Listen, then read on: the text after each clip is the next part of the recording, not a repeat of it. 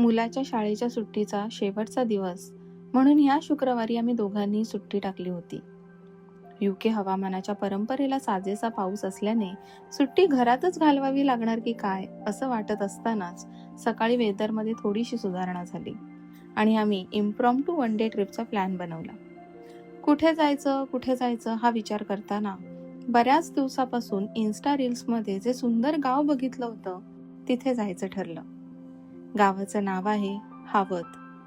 Yorkshire परगण्याच्या पश्चिमेला वसलेलं एक छोटंसं टुमदार गाव. गेला बाजार 18व्या ते 19व्या शतकात वसलेलं असावं. ह्या गावात पोहोचण्यासाठी यॉर्कशायरच्या अतिशय सुंदर भागाची सफर करावी लागते. कारण यॉर्कशायर म्हटलं की दूर दूर पसरलेली कुर्ण, त्या कुरणात चरणाऱ्या शेळ्या, रवंथ करणाऱ्या गायी, डोंगरावर चढणारे निमुळते रस्ते, रस्त्याला लागून असणारे गायींचे गोठे, घोड्यांचे तबेले, एकावर एक रचून ठेवलेल्या दगडांची कुंपणं आणि वळणावळणावर फिरणाऱ्या पवनचक्क्या.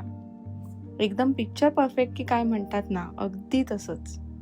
मायक्रोसॉफ्ट विंडोजचं ते जुनं वॉलपेपर आठवतं तुम्हाला? हुबेहूब तसाच व्ह्यू आहे यॉर्कशायरचा. आधीच निघायला उशीर झाला असल्याने अधेमध्ये फोटोशूटसाठी न थांबता आम्ही थेट हावत गाठण्याचा विचार केला. हावतला जाण्याचं खास कारण म्हणजे त्या गावातली एक गल्ली आहे. हो, तुम्ही बरोबर ऐकलत. एक लहानशी गल्ली बघण्यासाठी आम्ही मँचेस्टरहून तब्बल 1.5 तासाचा प्रवास करून 11:30च्या सुमारास हावतला पोहोचलो. आता थोडंसं त्या फेमस गल्लीबद्दल. त्या गल्लीचं नाव आहे मेन स्ट्रीट. बॉन्टे पार्किंगमध्ये कारला आराम करायला सांगून आम्ही जेमतेम 5 मिनिटात मेन स्ट्रीटला पोहोचलो. मेन स्ट्रीट हा एक चढण असलेला, दोन्ही बाजूनी दुकाने, पब्स आणि राहती घरे असलेला एक छोटासा रस्ता आहे. त्या रस्त्याच्या बऱ्याच वैशिष्ट्यांपैकी एक म्हणजे तो रस्ता डांबरी नाही. जुन्या काळात असायचं ना तसा दगडी आहे. दोन्ही बाजूला 18व्या शतकातल्या धाटणीची जुनी घरं त्या रस्त्याला जास्तच उठावदार बनवतात.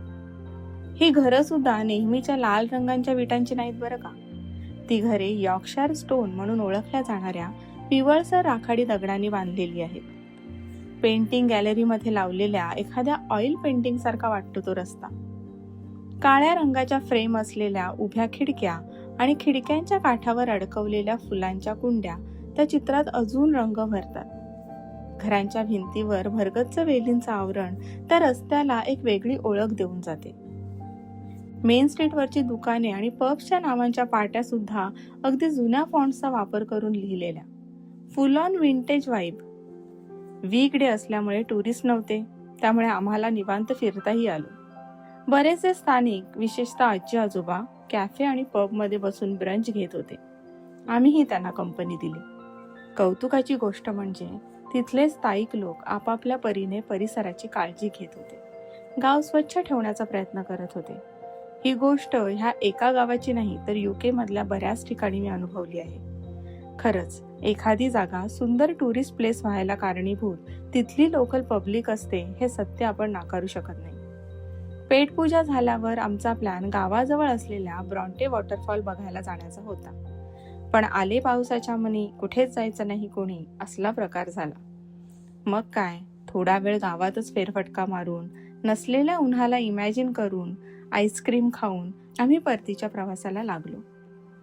काही तासच आम्ही तिथे होतो, पण त्या काही तासांमध्ये ते गाव, तो रस्ता, ती दुकाने, ते कॅफेज, तिथली लोक, सगळं मनात खोलवर बिंबवलं गेलं ते कायमचं.